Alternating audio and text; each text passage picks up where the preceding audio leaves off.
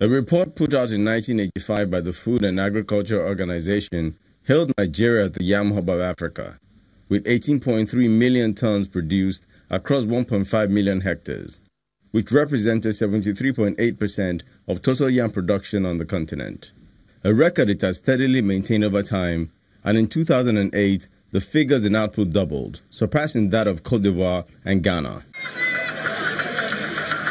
Benue State in the middle belt of Nigeria is largely responsible for that feat, hence its recognition as the food basket of the nation.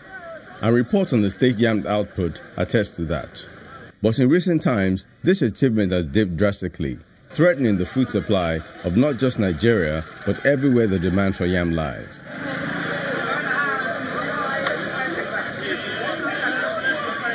The first problem was the flood that swept through the state in 2017. This catastrophic event sacked thousands from their homes and washed away farmlands. This reduced in no small measure the yam and other food supply across board. The second is more of a man-made complication, and that is the dispute between farmers and herdsmen. Many lives have been lost to this crisis. Farmers abandoned their farmlands and cows took over, devouring crops, with yam high on the menu. This farmer is trying to return to her best with regards to cultivation, but admits that the devastation caused by the cows makes it difficult.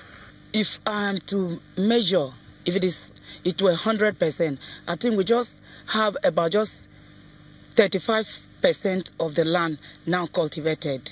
The Special Advisor on Nutrition and Food Security to the Benue State government further hits on the significance this problem caused. One of the things people don't understand is, yam seeds are very difficult to come by. And so that these farmers have stored the yam seeds that have been harvested, and now it's been fed to the cattle. And so it increases the degree of difficulty of getting yam seeds in the next planting season. Early this year, the federal government inaugurated a committee to look into food security, a move the Minister of Information says will reap desired results. Our target is to achieve self-sufficiency in our paddy production in 2 years, that is by 2020. This has been made possible by the purposeful leadership of President Muhammadu Buhari, who has consistently said that this nation must produce what it consumes.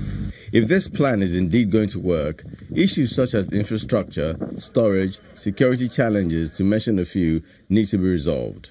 Because the uncomfortable truth is if they are not, then the basket that feeds the nation will become empty.